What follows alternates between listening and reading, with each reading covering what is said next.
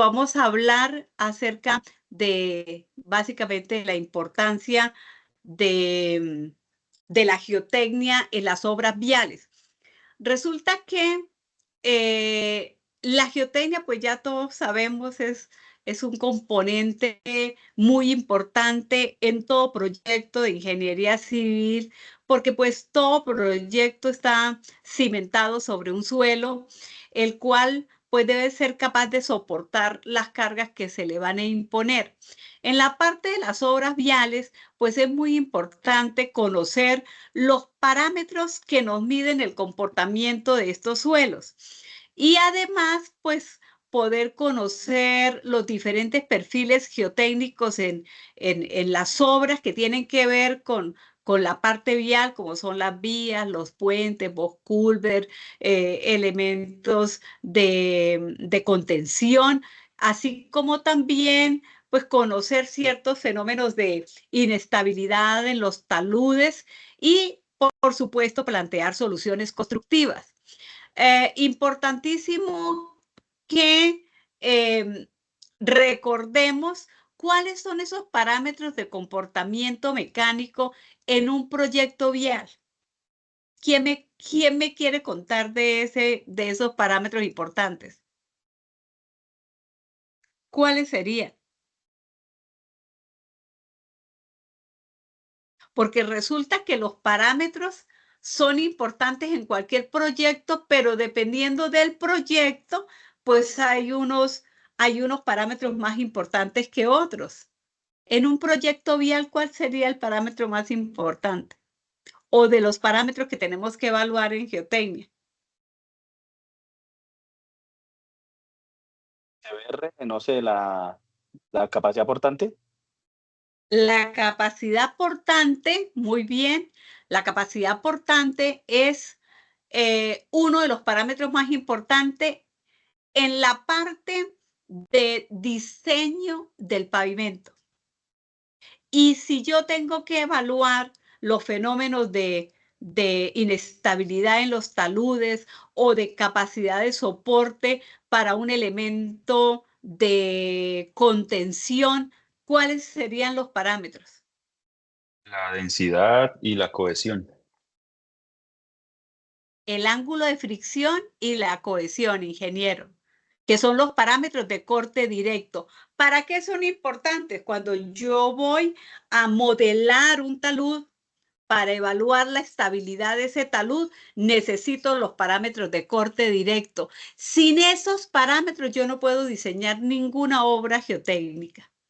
Ahora bien, si voy a diseñar un elemento de contención, un muro, un tablestacado, bueno, cualquiera de esos elementos de contención, los parámetros para cimentar esa estructura deben ser los parámetros de corte directo. Entonces, nuestros parámetros indicadores del comportamiento de los suelos depende de lo que yo voy a hacer. Entonces, no podemos, con esto quiero decirles que no podemos generalizar que siempre debo hacer los mismos ensayos de laboratorio porque cada una de las actividades, de los diseños que vayamos a hacer, tiene un enfoque totalmente diferente. Muy bien. Ahora bien, como reflexión, la geotecnia es uno de los factores más importantes en las obras viales. ¿Por qué? Porque yo tengo aquí un problema. En este caso, ¿cuál es el problema puntual? Una desestabilización de una banca. ¿Qué pasa aquí? Hubo un problema que hizo que el empuje lateral de tierras que estaba conteniendo este muro de contención que aparece aquí fue superior. Tuvo una magnitud de esa fuerza de empuje activo, por eso lo llamamos presión lateral activa, una presión en este sentido lateral, este elemento de construcción, este elemento de contención que hizo que este elemento fallara. ¿Por qué? hay unos agentes externos o detonantes que hicieron que esta banca fallara por cortante. Por lo tanto, los parámetros geomecánicos para diseñar cualquier elemento de contención en esa banca de la vía deben estar orientados a los parámetros de corte directo, sin demeritar que a pesar de que nosotros calculemos o hagamos un ensayo de corte directo como parámetro primordial para el diseño de este muro de contención, nosotros necesitamos levantar un perfil estratigráfico de ese suelo, revisar cuál es su clasificación, cuál es el contenido de humedad, porque cada uno de esos parámetros geomecánicos nos van a hablar de lo que pasó ahí, ¿sí? Entonces, es importante esa parte de la geotecnia en este campo vial. En Colombia, pues tenemos muchísimos problemas cuando llega el fenómeno de la niña. Entonces, cuando hay temporadas de lluvia muy continuas, pues nosotros tenemos un problema y es que va a haber una inestabilidad en las vías. No solamente porque la gran mayoría de vías están en estas condiciones, sino además porque esas aguas lluvias, pues son agentes detonantes que hacen que nuestros taludes fallen. Y entonces, como en Colombia estamos acostumbrados solamente a abrir vía, pavimentar, pero no le ponemos cuidado a que hicimos unos cortes laterales, nuestros taludes quedaron, voy a decirlo, me disculpan la expresión, en pelota, y no le hicimos nada a esos taludes, entonces por lo tanto vamos a tener un problema cuando llega esa temporada de lluvias. ¿Qué tenemos en Colombia? Pues nosotros, Colombia, dicen por ahí, es un país tropical. Entonces tenemos una geología compleja en donde nosotros tenemos, ¿con qué nos conformamos nosotros? Con ver en la vía peligro, falla geológica. Y eso es lo único.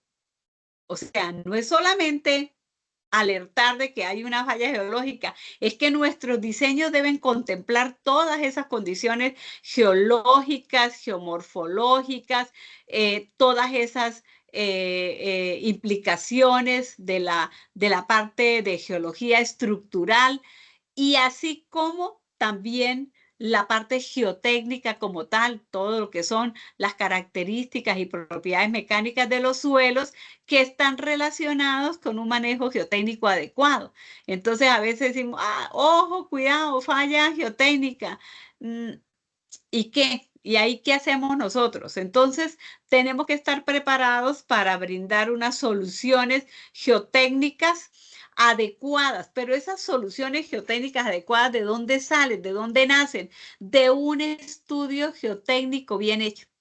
Entonces, tenemos que concientizarnos que si no analizamos, si no estudiamos, si no realizamos un estudio geotécnico adecuado, a conciencia, no vamos a tener suficiente herramienta para poder hacer nuestros diseños. Entonces, ¿qué encuentra uno? Estudios geotécnicos muy escuetos, estudios geotécnicos que parece de mentiras, pero es así, copiados, copy-paste de otro, estudios geotécnicos en los cuales no se hace una exploración geotécnica adecuada, estudios geotécnicos que no cumplen con las características de un estudio geotécnico. Recuerden que hay unos parámetros importantes para realizar un estudio geotécnico y de todos esos parámetros geológicos y geotécnicos se arma un modelo que se llama así, un modelo geotécnico y geológico para poder brindar las soluciones. Pero si estamos muy rigurosos en hacer un diseño, pero con una información insignificante, incipiente, pues no vamos a llegar a hacer un manejo adecuado de ese estudio. Entonces es importante que revisemos ese tema y que tiene mucho que ver con la ética profesional, ¿no? Entonces, esa mala práctica de estudios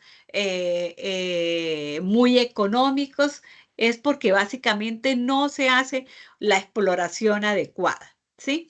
Entonces, en nuestro medio existen malas prácticas geotécnicas que también afectan el comportamiento de las vías y ahí en pantalla hay varias de esas que normalmente los que trabajan más en las veredas que en la ciudad, pues a diario es el pan diario de cada día ver este tipo de problemas que afectan el comportamiento de las vías. Entonces vemos problemas de calidad en los terraplenes, falta de calidad en esos rellenos, compactaciones deficientes que hacen que nuestros suelos fallen cuando estamos en unas condiciones inadecuadas. Entonces, hemos visto que hay que cumplir con unas especificaciones técnicas para el caso de terraplenes que ya están estipulados en la norma, en el artículo 300 de INVIA, compactaciones muy deficientes. ¿Por qué? Porque tenemos unas malas prácticas en obra y creemos que eso así se puede hacer y no hay problema. Sí hay problema, sí hay problema y el problema lo vemos después de construidas nuestras vías. Compactaciones que no se hacen con un equipo de densidad de altas características, sino que simplemente lo que hacemos es con el mismo tracker del bulldozer, se supone que pasándolo n número de veces ya está el suelo compactado. Entonces es una mala práctica que hacemos y que de todas maneras un suelo que no está bien compactado es inestable, es susceptible a hundimientos o a deformaciones porque no hay un buen proceso de compactación y también pues susceptible a deslizamientos. Construcciones de mala calidad, de baja calidad, porque no hemos compactado bien, porque no hemos hecho un buen terraplén y entonces cuando esos terraplenes o esos materiales se saturan, pues hay un proceso de asentamiento y de movimiento, el cual hace que la estructura pueda colapsar. Y si la estructura colapsa, pues va a colapsar la vía también. Entonces, en el caso de alcantarillas que están construidas sobre unos rellenos mal elaborados, pues normalmente van a fallar con mucha facilidad. O los problemas también como puentes con una capacidad hidráulica insuficiente o con una luz insuficiente. Entonces, siempre que cuando nosotros vamos a diseñar un puente,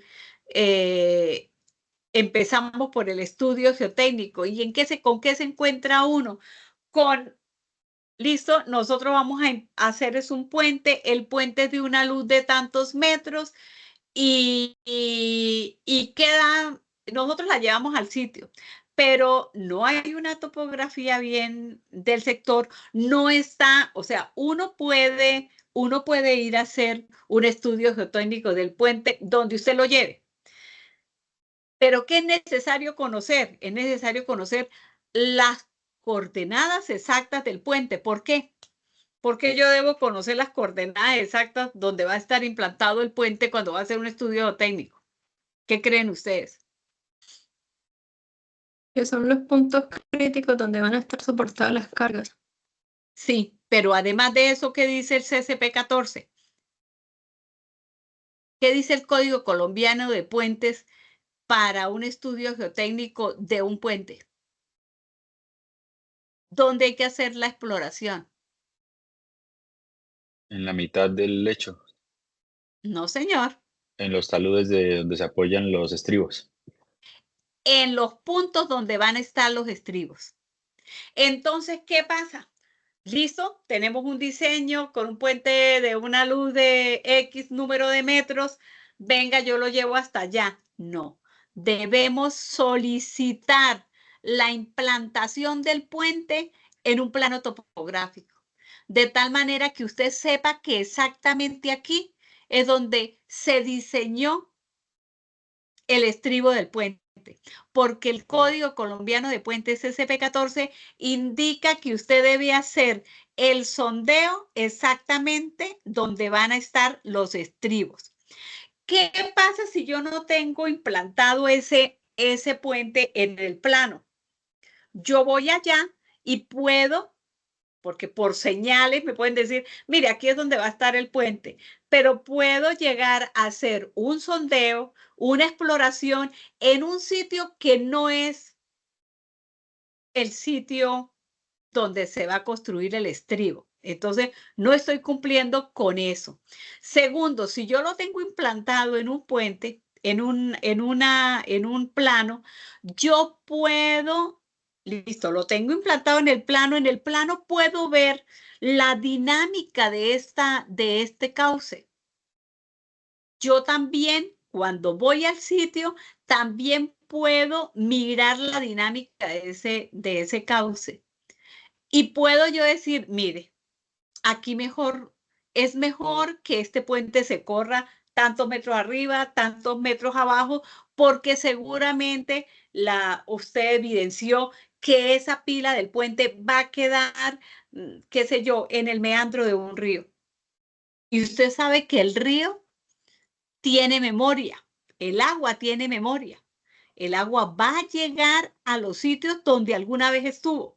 Entonces, a veces tenemos unas cimentaciones que no están acordes o que están propensas a que la estructura vaya a fallar por X o Y circunstancia.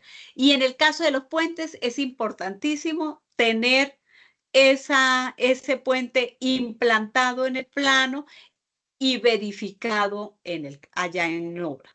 Entonces, a veces no es que las luces sean insuficientes, o bueno, a veces se quedan insuficientes. ¿Por qué? Porque usted puede llegar a decir allá, vea, pero es que si vamos a colocar la pila del puente de acá, vamos a tener problemas de desestabilización en algún evento de lluvias. Entonces, eso implica que si los estribos del puente iban a estar aquí, ahora necesitamos sacarlos de ese talud y echarlos más hacia el terreno, y eso implica que la luz sea más larga. Entonces entran a jugar una serie de aspectos diferentes, como son el costo, como es una reubicación. Muchas veces esos puentes están ubicados, se supone, perdón, entre comillas y letras negritas, que los puentes son diseñados para salvar obstáculos, ¿no?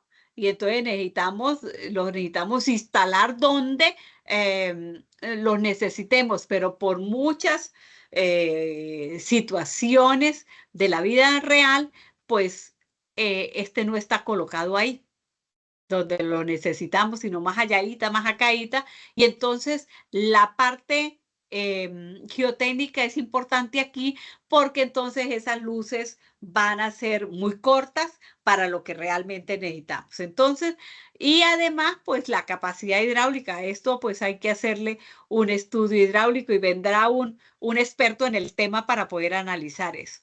Entonces, eso puede generar problemas de erosión en los taludes que impliquen que este puente se alargue más, o también puede haber problemas de deslizamiento como tal. O básicamente, en muchas ocasiones hemos visto que esto sobrepasa el puente. Entonces, hay que estar muy atentos en esa parte. Entonces, hay fallas, tenemos fallas, las hemos visto nosotros, las hemos reconocido en campo, de que hay una serie de problemas comunes que lo ponen a uno a pensar. Y entonces se pone uno a pensar, bueno, ¿qué es lo que está pasando? Hay que empezar a mirar que en la actualidad nosotros tenemos una falta de control y de seguimiento de esos estudios geotécnicos que pueden llevar a esos errores conceptuales en los proyectos porque hace falta exploración, porque hace falta un análisis más detallado de los suelos, porque no hay una revisión de información preliminar que me permita a mí darme una idea de cómo está el sitio y de qué problemas podemos tener nosotros cuando vamos a hacer ese estudio geotécnico. Por lo tanto, pues es importante que nuestros estudios geotécnicos sean confiables para que nos lleven a tomar unas medidas y unas posibles soluciones que me garanticen estabilidad y seguridad en la obra. Entonces, recuerden que estamos como ingenieros llamados a proponer soluciones que sean técnicamente viables, que nos garanticen una seguridad, una estabilidad en la obra, pero que también resulten siendo económicas, ¿no? Entonces, hay una gran responsabilidad que tenemos nosotros como geotecnistas en estos estudios geotécnicos y mi invitación es a prepararnos, a ser muy éticos en este tipo de estudios, porque pues bueno, hay bastante competencia, pero hay que hacer competencia bien, ¿no? Entonces, hay unos parámetros importantes, sobre todo en la parte de exploración, magnitud de la exploración que debemos cumplir. La norma también es muy explícita, las normas también son muy explícitas, no solamente en la magnitud de la exploración, sino también en el tipo de ensayos que debo hacer y para qué van a servir esos ensayos, qué es lo más importante. Y a veces en el transcurso de nuestra capacitación se nos va olvidando, con el tiempo se nos va olvidando o nos dedicamos a hacer otras actividades y se nos va olvidando como lo importante de cada cosa. Entonces, como les decía, uno de los aspectos bien importantes es la parte de la investigación del subsuelo y pues hay que hacer una investigación completa con la magnitud debida, pero también con el procedimiento adecuado, porque si estamos haciendo una investigación, pero el procedimiento no es el adecuado, pues vamos a tener una información insuficiente y no nos va a permitir a nosotros definir cuáles son las propiedades mecánicas reales de los suelos. Y de por sí que hay digamos que tenemos cierta incertidumbre en todo el proceso de ejecución de ensayos, de manipulación de las muestras, de manipulación del equipo, de la forma en cómo medimos, de la temperatura en la que estamos haciendo el ensayo. Entonces hay bastante incertidumbre de por sí en todo el aspecto que tiene que ver con la exploración, pero también con la determinación de esas propiedades mecánicas. Y si no hacemos un procedimiento adecuado, pues esa incertidumbre va a ser mucho más grande. Entonces es importante que hagamos una investigación completa con unos procedimientos adecuados, con unos ensayos de laboratorio bien hechos, en un laboratorio confiable, con bueno, ya la norma, por ejemplo, sismorresistente que viene en camino, que va a derogar la INVIAS del 2010, ya va a ser mucho más exigente, ya de pronto va a pedir ensayos de laboratorio digamos que en laboratorio certificados. Entonces yo digo, bueno, un laboratorio acreditado, puede ser que no lo tengamos, pero sí que tenemos un laboratorio que tiene un personal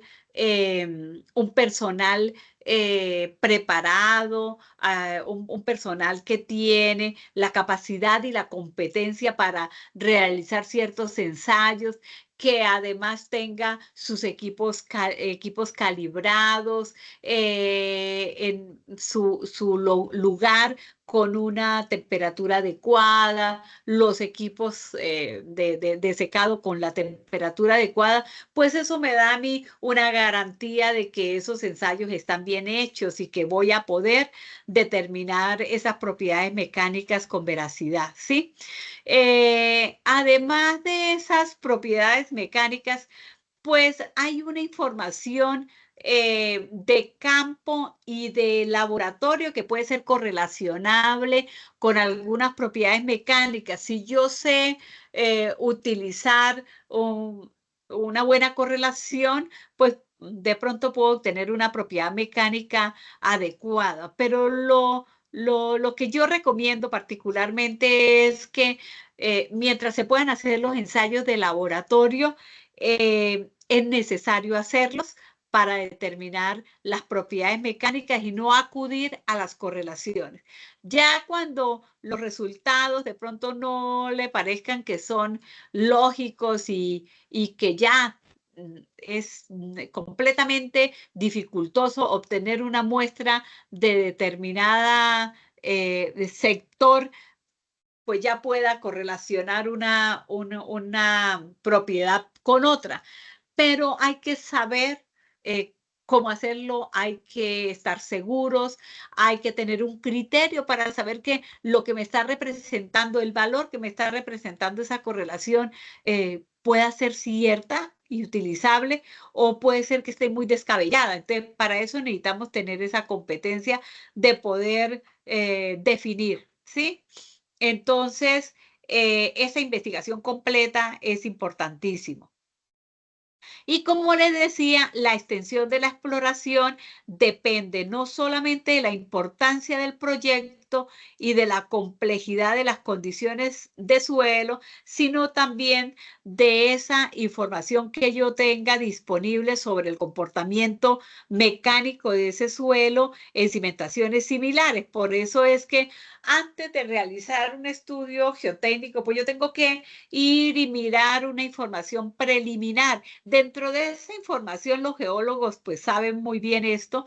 Dentro de esa información yo puedo acudir a la geología del sector en el sitio específico donde voy a implantar el proyecto, y yo puedo revisar geológicamente qué unidades geológicas tengo, y a partir de esas unidades geológicas yo también puedo discernir sobre el comportamiento mecánico del suelo y corroborarlo con las propiedades mecánicas que me están dando en el laboratorio. Entonces, hay información preliminar que me puede servir a mí antes de empezar, para conocer algunas características de ese subsuelo. Además, si yo tengo estudios geotécnicos de zonas aledañas, eso también me puede servir y me da una información fundamental sobre el comportamiento de ese suelo.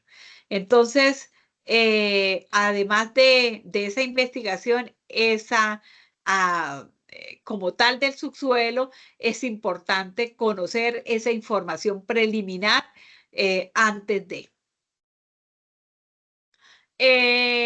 Hoy en día, pues las fotografías aéreas pues representan una información muy valiosa en cuanto a la investigación del subsuelo, sobre todo en zonas extensas, sobre todo en sectores en los que de pronto uno no alcanza a, por ejemplo, taludes muy altos, en los cuales pues yo lo que veo no es suficiente. Entonces, es importante una fotografía aérea que me permita ver patrones de drenaje, que me permita ver grietas, fisuras, que me permita conocer que existían por ejemplo, unas estructuras que de pronto por allá colapsaron o que están colapsando o que permiten el paso del agua y eso es lo que me está saturando los suelos. Bueno, hay muchísima,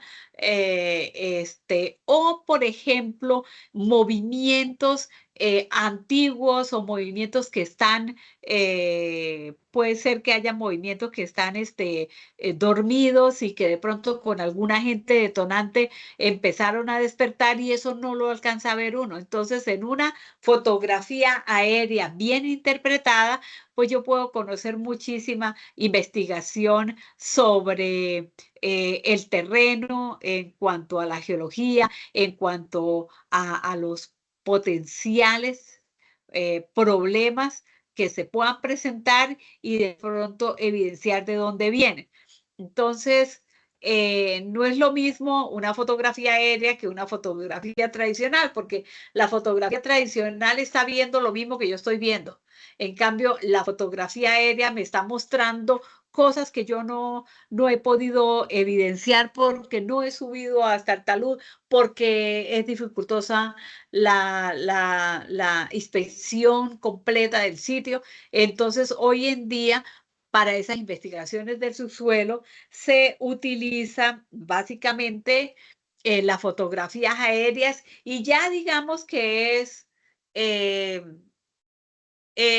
una herramienta que ya no estamos dejando de lado. O sea, antes porque no la conocíamos, hoy en día ya está incluida dentro de la investigación del subsuelo.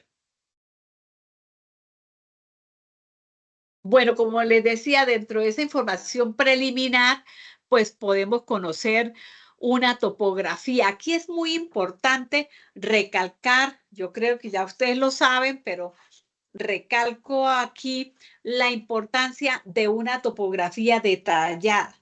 Entonces, a veces a uno el cliente le dice, no, es que yo ya tengo la topografía.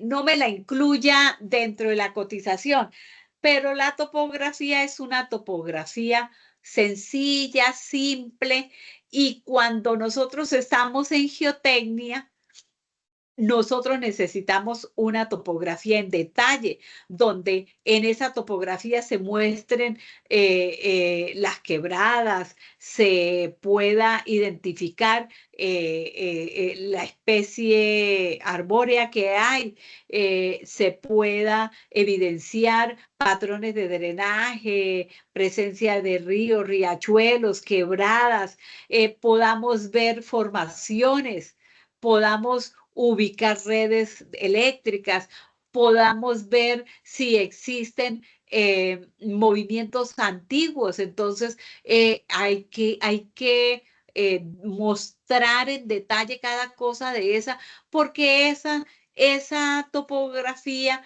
primero nos muestra de pronto de dónde viene la problemática.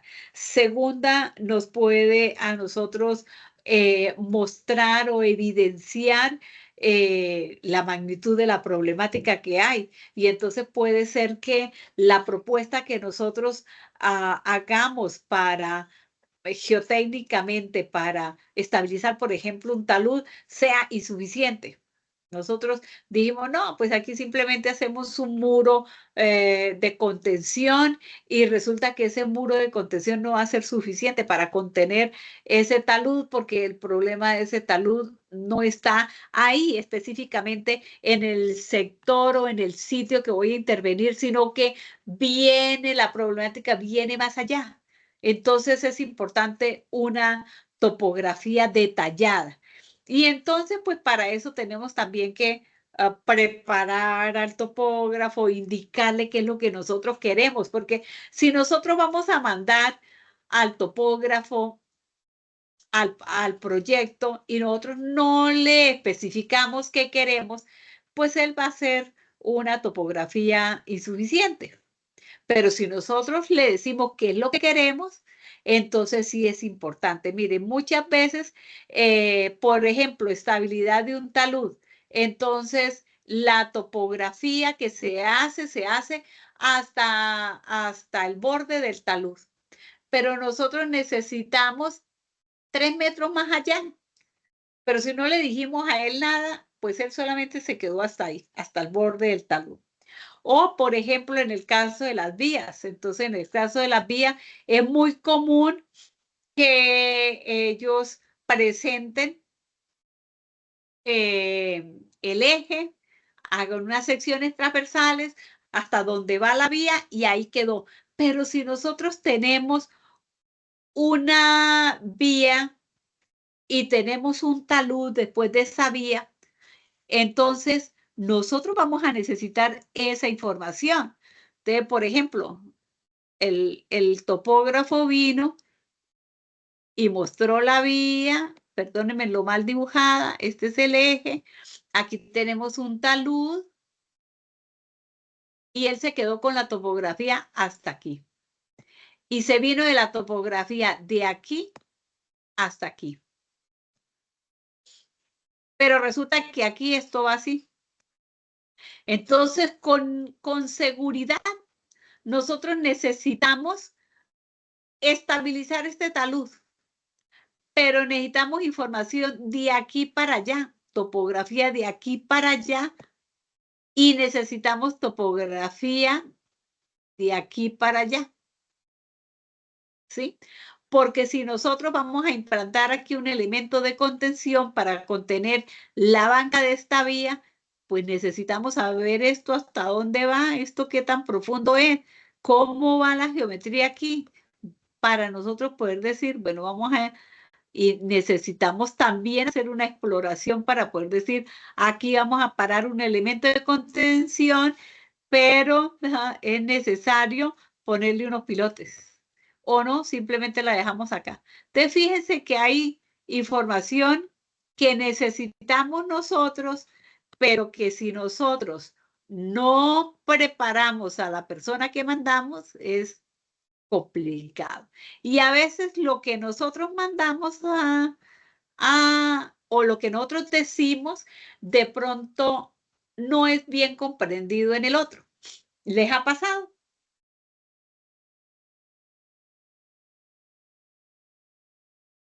Ay, no me digan que fueron todos, si me dejaron Sí, hablando solo. ingeniera, es más común de lo que uno cree. Es mucho, mucho lo común. Imagine, esto se sale de la geotecnia. Y viene al caso de que tenemos que ser muy precisos cuando damos una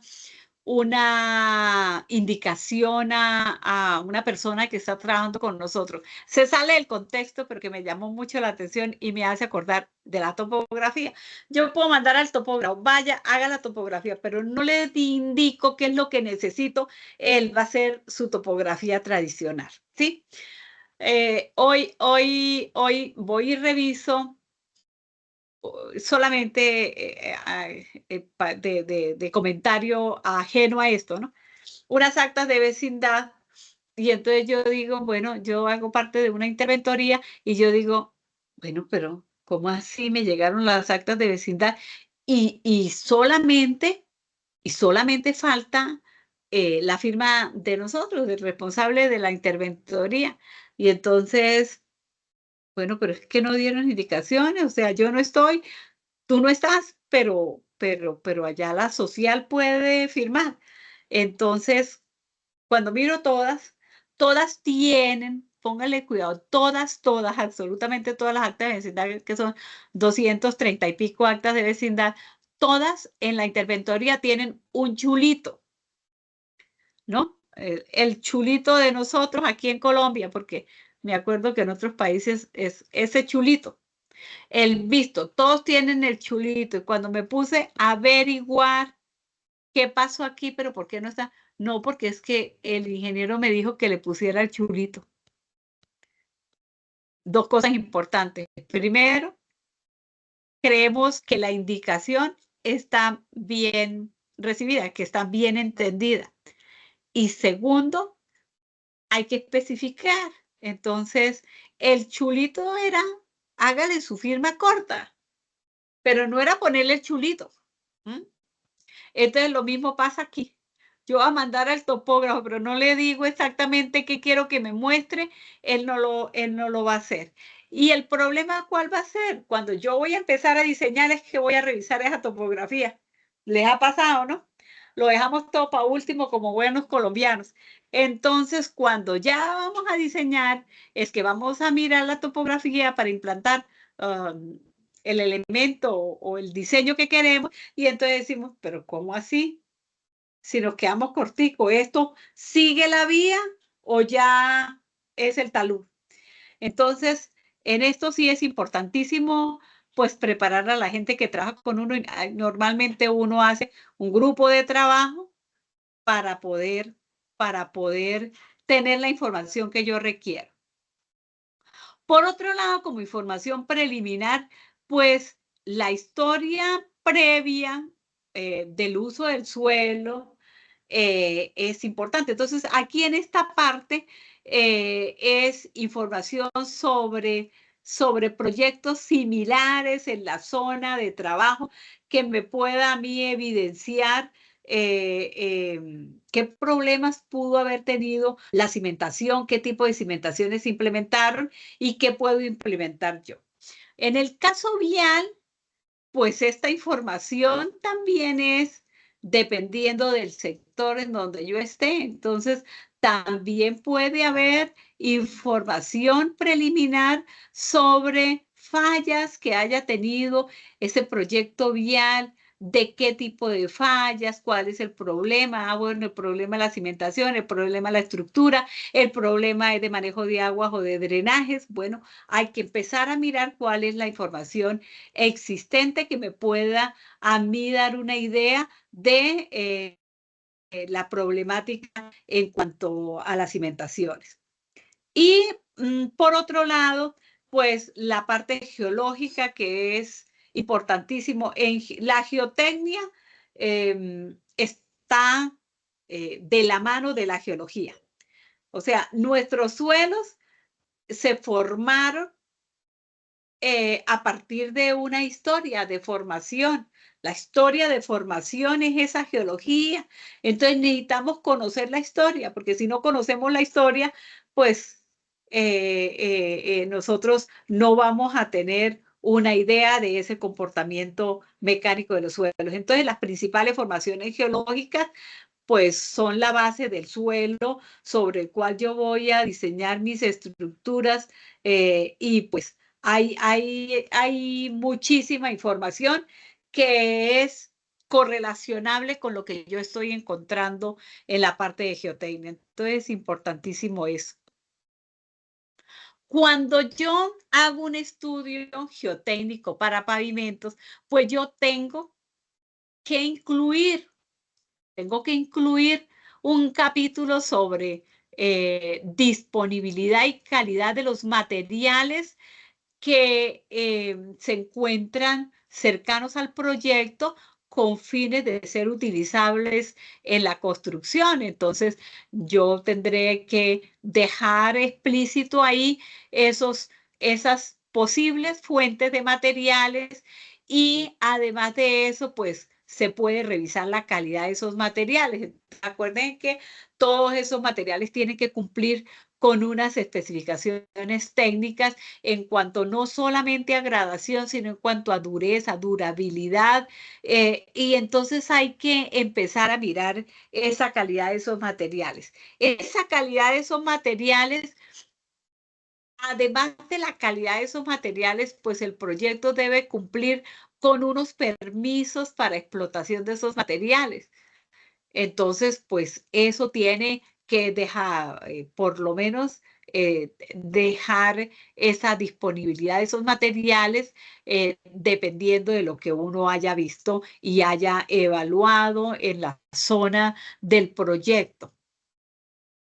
Luego viene, pues, todo lo que tiene que ver con, no solamente con el perfil estratigráfico del suelo, sino también las condiciones de aguas subterráneas. Entonces, dentro de la exploración, pues la exploración me permite a mí a grandes profundidades revisar los diferentes estratos o capas de suelos y también pues la identificación del nivel freático en ese suelo. Entonces, esas condiciones de aguas subterráneas van a influir en la presión lateral de los suelos. Cuando yo evalúo la presión lateral activa y pasiva de mi suelo, con fines de poder diseñar mis elementos de cimentación o de contención, entonces hay que revisar o identificar por lo menos esos niveles freáticos. O pues también puede haber cualquier tipología de estrato que pueda estar afectando las condiciones de capacidad de soporte del terreno.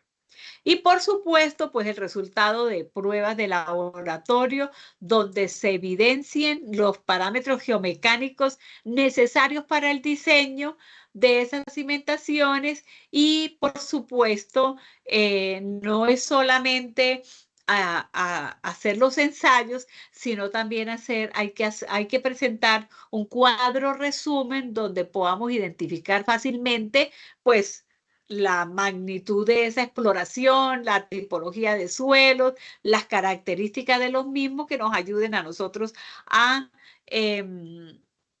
evidenciar problemas potenciales en nuestras cimentaciones. Dentro del reconocimiento, pues, del área del proyecto, están esos parámetros que les he mostrado. Entonces, está la topografía del sitio que nos puedan indicar patrones de drenajes o grietas profundas que nos pueda servir a nosotros para evidenciar pues que algo está pasando. La parte de la estratificación de los suelos, pues nosotros lo hacemos generalmente dentro de la exploración para mirar qué hay debajo del subsuelo, pero a veces no miramos lo que está a nuestra altura o a nuestro nivel. ¿Y qué es lo que está a nuestra altura o a nuestro nivel? Pueden haber cortes de suelos que nos están mostrando un perfil de suelo y nosotros lo estamos ignorando. Entonces, a veces es importante, pues, revisar esas estratificaciones en esos cortes y simplemente verificar si a mayor profundidad permanecen los mismos estratos o hay un cambio en el mismo. Ya hablamos de los niveles de aguas freáticas, ya hablamos de información preliminar o de construcciones vecinas que nos puedan a nosotros dar una idea de cómo, cuáles son las mejores propuestas para las cimentaciones. Y bueno, existen áreas en donde requerimos una información más detallada y a veces nos quedamos amarrados a una propuesta de cotización que hemos hecho pues a ojo cerrado, a ciegas, y hemos dicho, y entonces a veces decimos, bueno, nosotros simplemente cotizamos tantos metros lineales, pero estamos conscientes de que hay unas zonas que hay que explorarlas más porque tienen unas características especiales que nosotros no contemplamos. Entonces es importante también pues ser claros también con el cliente y decirle, bueno, esta es la cotización, pero bueno, si yo voy al sitio y determino algunas cosas y veo que hay necesidad de explorar más, pues que él también sepa que puede suceder eso. Entonces, para esto, pues es importante ese reconocimiento del área del proyecto. La geología y la geotecnia están de la mano, van de la mano. Entonces, existen características geológicas que básicamente son, nos muestran la historia y el proceso de formación Y ese proceso de formación, pues define el comportamiento mecánico de los suelos. Es lo mismo que nosotros. Nosotros tenemos una historia atrás. Y nosotros somos los que somos por esas características de esos antepasados que tenemos. Entonces, que de una u otra manera han definido nuestro carácter, nuestro color de cabello, nuestro color de piel, el rasgo facial, bueno, el carácter que tenemos. Lo mismo pasa con nuestros suelos, o sea, toda la parte de su historia de formación, toda esa característica geológica definen pues el comportamiento mecánico de los suelos y por lo tanto tenemos que considerarlos, ¿no? Ya hemos dicho que nosotros como ingenieros pues no conocemos mucho de la geología, para eso necesitamos pues ese trabajo interdisciplinario de los geólogos para ayudar a ese reconocimiento de esa historia de formación, pero también para correlacionar, porque a veces uno ve, no sé si lo hayan visto, por ejemplo, Dube lo que dice de su estudio técnico, pero a veces uno ve capítulos como separados, o sea, uno ve un capítulo que tiene que estar porque por la norma especifica que debe haber un capítulo de geología, geomorfología y geología estructural. Mejor dicho, geología general, regional, local, geomorfología y geología estructural. Y uno la ve allá como un capítulo separado. Ustedes saben cómo es la parte geológica, ¿no? Que hablan de un montón de cosas que uno a veces no entiende. Pero qué bonito es ver esos estudios geotécnicos que tienen. Su geología, o la forma en cómo los geólogos hablan de las formaciones, de la formación Girón, de la formación Jordán, de la formación Órgano, de la formación, pero que luego al finalizar ese capítulo dice, mire, los suelos encontrados, porque ya uno ha hecho esa parte de exploración y ya ha caracterizado los materiales, entonces hay muchos proyectos geotécnicos que encajan una cosa con la otra, entonces no las tienen en capítulos separados, sino que va el geólogo, entonces dice, mire, se encontraron estos suelos, entonces geomorfológicamente se ha identificado unas unidades geológicas que tienen que ver con los suelos limosos encontrados en el perfil, en el sondeo tal. Entonces, estos suelos están propensos a tal cosa. Entonces, ya uno ahí sí ve esa relación entre esa geología y esa geotecnia, pero a veces es un capítulo separado que no muestran la correlación entre eso que está mostrando de geología y de pronto de su geología estructural, porque a veces también se evidencian por los patrones allá morfológicos de que hay una falla geológica. Y cuando se miró en la geología, se encontró una falla geológica. Bueno, qué bueno es decir, ay, mire, existe una falla geológica que pasa por este lado, se recomienda tal cosa. Eso es lo importante y no mostrarlo por separado. Entonces, miren que en esa parte de la geología, pues ya mencionamos lo que debe llevar la parte geológica, pero además, cuando nosotros hablamos de la evaluación de las posibles fuentes de materiales que puedan estar disponibles para ese proyecto, pues la geología también es importante, porque ahí ya empiezan a hablar de esas formaciones que viene del granito no sé qué, que viene de la yo no sé qué más. Entonces todo eso le dice a uno, bueno, pues mire, entonces estos materiales son duros, estos materiales van a tener una buena durabilidad, y ya cuando hago los ensayos de laboratorio ratifico lo encontrado en la geología. Entonces por eso es que la parte geológica con la parte de ingeniería, pues es importantísimo para esa toma de decisiones y poder llegar a proponer varias soluciones geotécnicas, porque pues no solamente vamos a proponer una, nosotros podemos proponer varias y luego pues se evalúa la parte técnica, pero también se evalúa la parte económica. Muchas veces no es solamente ni lo técnico ni lo económico, sino también hay que mirar, y es lo que yo le digo, por ejemplo, a mis estudiantes de pregrado, usted propone una solución, pero si usted está proponiendo una solución, pero usted está en el sitio, o sea, enfocado en que esta solución se va a implantar en este sitio y que en este sitio puede ser que esa no sea la mejor solución. Técnicamente y económicamente, la solución está dada. Pero cuando usted va hasta el sitio, se dice, mire, constructivamente esto no funciona. ¿Sí? Entonces, a veces, por ejemplo, un muro de contención.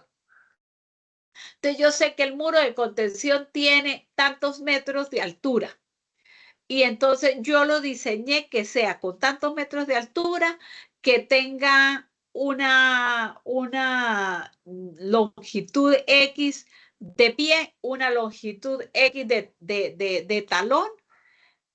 Y entonces cuando yo voy allá y yo voy a decir, bueno, listo, aquí es donde lo vamos a implantar, pero es que constructivamente sí podré hacerle ese talón que yo le estoy poniendo, porque matemáticamente a mí me sale que el factor de seguridad por voltea cumple, el factor de seguridad por deslizamiento cumple, el factor de seguridad por capacidad de soporte cumple, por lo tanto tenga y ponga ese muro.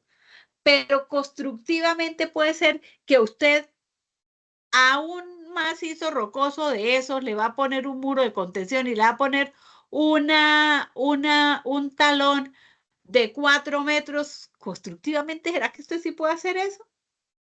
O si usted lo está construyendo en una curva y es una vía de un solo sentido, por ejemplo, implica que si usted va a construir ese burro de muro, por así decirlo, le implica que usted tiene que cerrar media calzada o más de la vía.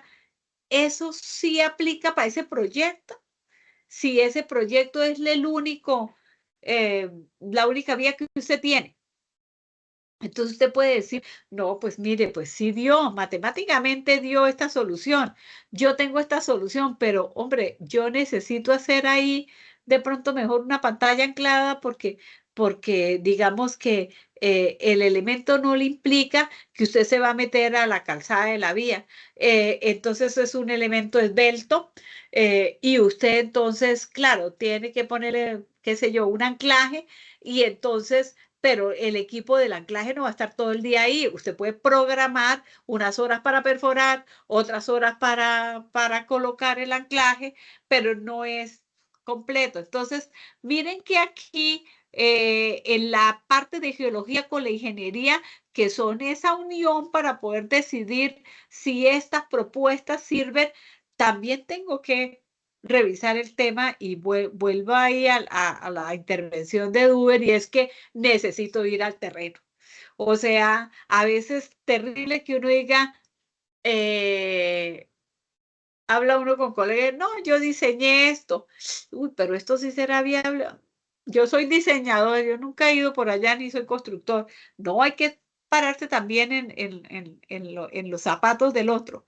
Entonces, fíjense que ahí hay que revisar todo esto para llegar a estas soluciones geotécnicas. Son varias, son varias. Entonces hay que revisar cuál es la más conveniente dependiendo de las circunstancias del proyecto, porque puede ser que todas cumplan y todas sirvan, pero unas son más costosas, otras no se pueden realizar porque entonces la afectación es grande, otras pues simplemente salen por costosas. Bueno, y entonces ahí hay que mirar porque al final lo que necesitamos es plantear una solución efectiva, pero que ayude pues a mitigar los riesgos y los impactos ambientales, ¿no? Entonces, a veces podemos generar una propuesta, pero eso ambientalmente es complicado. Entonces, bueno, ahí hablando de la geología, pues sé que hay personas que son de otro lugar, pero digamos que aquí en Santander y su área metropolitana, esta es básicamente la geología que tenemos, en donde, bueno, en la parte de Girón abundan este tipo de materiales, los miembros, órganos que son materiales susceptibles a deslizamientos, que tienen unas características diferentes, entonces se comportan de manera diferente, que son materiales que son susceptibles a procesos de erosión, que si yo voy a plantear una intervención geotécnica en un proyecto vial donde ellos están presentes, pues tengo que mirar que son susceptibles a la erosión. Por lo tanto, debo hacerles un buen manejo de aguas superficiales para impedir que estos materiales sean susceptibles a deslizamientos. Y bueno, y además de eso, pues tienen un tratamiento especial en cuanto a los cortes. Entonces, ya yo un material de estos, no sé si lo hayan visto, los que hayan pasado por el anillo vial de Girón, en donde los cortes de este tipo de materiales, pues son unos cortes que se pueden dejar verticales. El problema es la erosión, por lo tanto, pues en la parte superficial hay que hacer un manejo de aguas de escorrentías, pero digamos que si nosotros trabajamos con otro tipo de materiales, como estos que están aquí arriba, pues entonces estos materiales, pues son unos materiales ya más duros. Y si hablamos de estos materiales aquí, pues también vamos a tener unas características especiales. Entonces, la geología es bien importante para nosotros poder definir ciertos aspectos cuando vayamos a hacer las soluciones. Entonces, ahí, a grosso modo, la geología de Santander y su área metropolitana, con los famosos escarpes que tenemos o abanicos aluviales importantísimos en nuestro medio. Entonces, como les decía, la mecánica de suelos que nos va a determinar las propiedades mecánicas del suelo son propiedades importantes junto con la geología y la exploración. Esto es importante para llevar a cabo un estudio geotécnico, pero súmele, por un lado, o la experiencia o la información que yo haya buscado sobre soluciones precedentes en ese sector que hayan dado buenos resultados, más la malicia de este señor, que somos todos nosotros, nos lleva a nosotros a presentar una solución. Como resultado, en mi estudio geotécnico nos presentamos una solución para ese proyecto. Pero mire todo lo que hay ahí detrás, una exploración bien definida, con una magnitud de exploración de acuerdo a la norma, el análisis de la geología del sector asociado con todo lo que son los ensayos de laboratorio y determinación de las propiedades geomecánicas, más la experiencia y la información que nosotros podamos tener de proyectos similares, más el criterio de cada uno de nosotros. Por lo tanto, las soluciones estas dependen de todo esto, más de este personaje, van a ser diferentes y diferenciadoras. ¿Qué está pasando? Que todos los proyectos son las soluciones son las mismas. Entonces uno ve proyectos geotécnicos, estudios geotécnicos, cuyas soluciones dependen de la moda. Entonces, la moda son soluciones, la moda son pantallas ancladas. Entonces, pantallas ancladas se propone todo el tiempo. O las soluciones son estructuras de pavimento que tengan una base de 20 centímetros con una estructura de pavimento de 20 y nos vamos siempre con la misma estructura de pavimento. O nos vamos con 15 de base, su base granular, 15 de base granular y 18 de pavimento, y esa es la solución de siempre. O para los taludes, entonces decimos, no, eso simplemente es una malla eslabonada y listo. Control de caídos, le metemos un geotextil y listo. Entonces, miren que no podemos estandarizar la solución. Entonces, a veces uno dice, ay, el estudio técnico de fulano está, ya sé que propuso. Eso no puede ser. ¿Por qué? Porque el problema o el proyecto, primero, es distinto. Y segundo, este señor, esta señora, ustedes, cada uno de ustedes, piensa distinto. Consideran de manera diferente las distintas soluciones. Para mí puede ser que no confíe en aplicar este producto para un mejoramiento, pero puede ser que para usted le haya funcionado bien para ese tipo de suelos otro producto para ese mejoramiento y esa sea su solución. Por lo tanto, como depende de aquí y depende de todo esto y cada lugar es diferente, no podemos estandarizar las mismas soluciones. Eso es importantísimo llevárnoslo siempre en la cabeza. Entonces, si usted a veces revisa estudios geotécnicos de un personaje X, usted va a encontrar las mismas soluciones. ¿Por qué? ¿Sí lo han visto o no lo han visto? Pues sí, mira, normalmente se casan como con un método. A veces O siento con un yo que proveedor. también, sí, sí, también puede pasar. Pero pues sí, pues no sé hasta qué punto sea bueno porque todos perfeccionan el método, pero de una u otra manera hay múltiples maneras de solucionar algo, ¿no? Y el comportamiento mecánico de los suelos es diferente. Entonces, pues ahí la invitación a no tener miedo de proponer cosas distintas. Necesitamos eso. A veces nos da miedo. Eso es otra de las cosas. O sea, decimos, bueno, esto es lo que nos ha funcionado, eso es lo que es. No.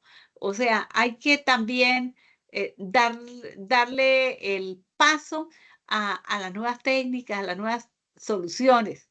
¿Sí? Entonces, no hay que tener miedo de proponer cosas diferentes.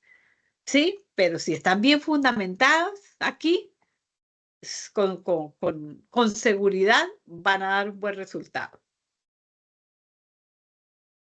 Entonces, como les decía, la exploración depende del tipo de proyecto que usted va a realizar.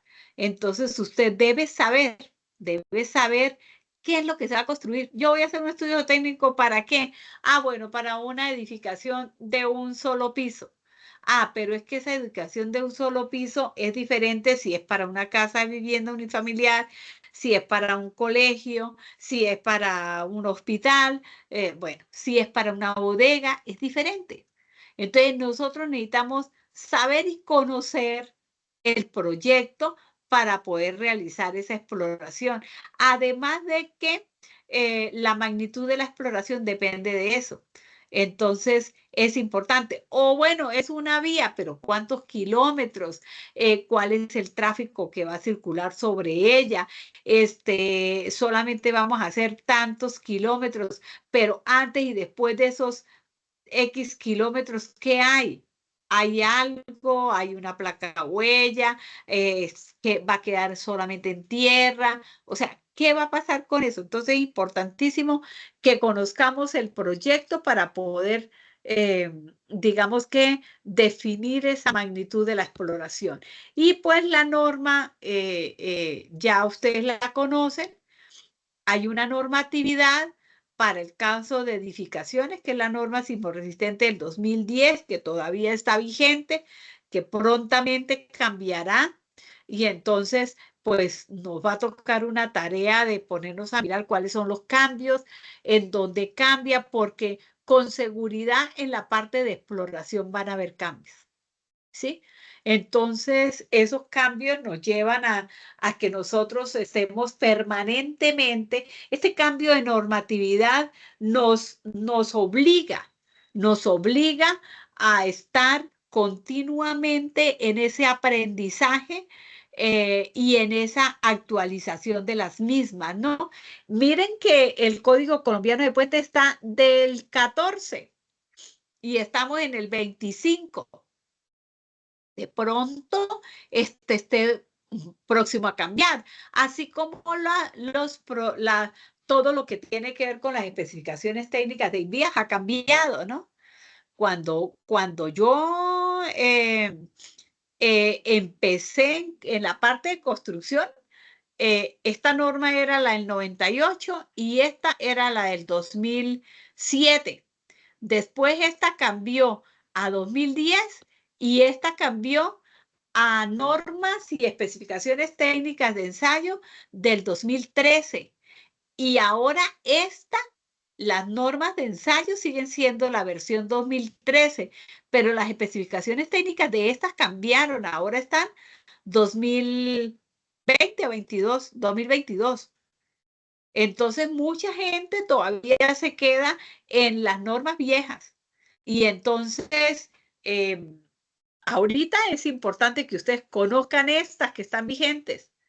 Y cuando cambien, pues hay que hacer este ejercicio de actualizarnos y hacer esos paralelos para mirar qué es lo que está cambiando, dónde cambia, porque no podemos hacer nuestros estudios geotécnicos con normas desactualizadas.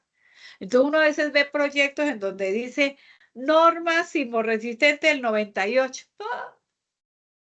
Ahora ya no se comete tanto error, pero ensayo de laboratorio INVE 123-07, está desactualizado. Y entre una norma y otra hay cambios. Y los cambios se han generado a partir de las experiencias de todo, de hacer y de hacer y de hacer, y entonces empezar no solamente en hacer, sino también en pensar, pero venga, esto puede estar afectando en este sentido. Entonces ahí empiezan esos cambios y después de evaluar esos posibles cambios, entonces salen ya las nuevas especificaciones. Pero no podemos nosotros, por ejemplo, ustedes que están en formación, futuros especialistas, están a nada de graduarse ya. Y entonces no podemos salir como especialistas sin conocer estas normas. No podemos, porque entonces vamos a salir desactualizados. Ojo con eso, hay que leer esas normas. Ahí están estas de la norma sismorresistente, pues uno la compra, pero a versión libre en PDF hay por montón en el Google. La norma de diseño de puentes y la de INVIAS, usted entra a la página de INVIAS y ahí en la página de INVIAS hay un montón de información para leer, libros gratuitos, ¿sí? Todo gratuito. Entonces ahí está para leer sobre todo lo importante para lo que ustedes van a desarrollar, porque puede ser que muchos de ustedes se enfoquen en un área diferente, pero bueno, si estudiamos la especialización es porque le vamos a sacar el provecho. Entonces, no tengan miedo de empezar a buscar trabajos en esta área, porque pues deben ustedes aprovechar. Entonces, la norma sismorresistente habla de diferentes tipos de estudios. La sismorresistente, ¿no? Sé que son obras viales, pero le voy a dejar de los tres lo más importante. La norma sismorresistente del 2010 habla de estudios preliminares y definitivos.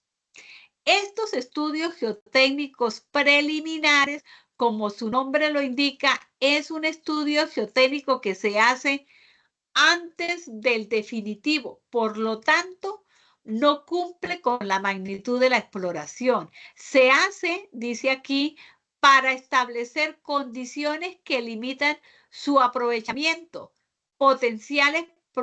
problemas potenciales que pueden presentarse, parámetros generales para elaboración de un estudio, de un proyecto. Yo les voy a resumir eso en una sola cosa.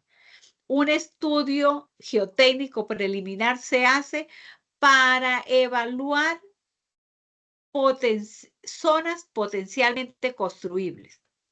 Eso es básicamente, usted de una zona grande, usted hace alguna que otra exploración, no cumpliendo la norma, pero caracteriza los materiales, saca unos parámetros generales de las características de esos materiales, y usted puede estandarizar por zonas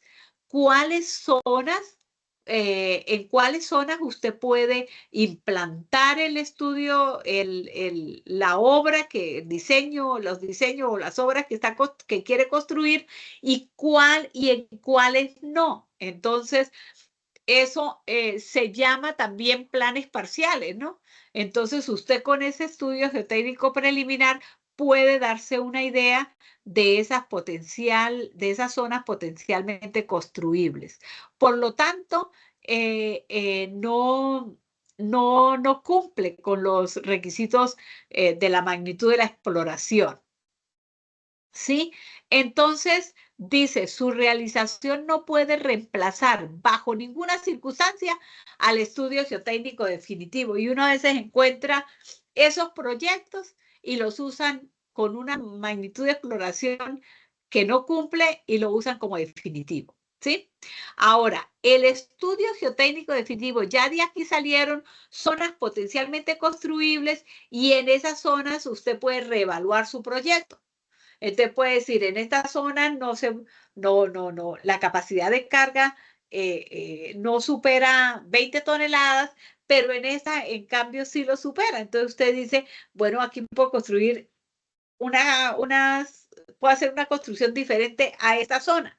Ahora, cuando ya tiene definido el proyecto ya bien, dependiendo de esas zonas potencialmente construibles, ahora sí hace su estudio geotécnico definitivo, debe cumplir con la magnitud de la exploración de acuerdo a la norma, y se debe precisar todo lo que tiene que ver con las características físico-mecánicas del suelo, dar las recomendaciones particulares del diseño.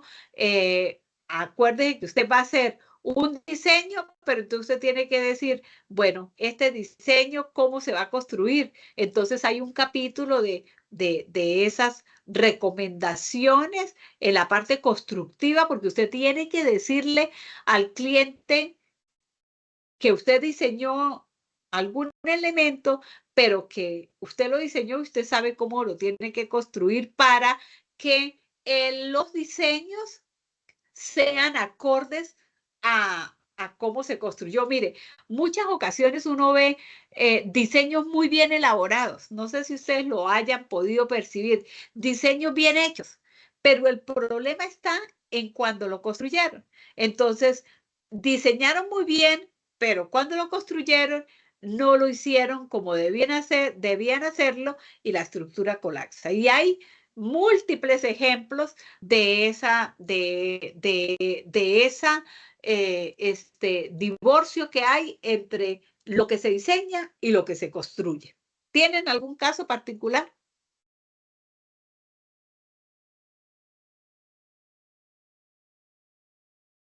¿Conocen de algún caso en donde lo que diseñó no es lo mismo que se construyó, y por ende hay problemas de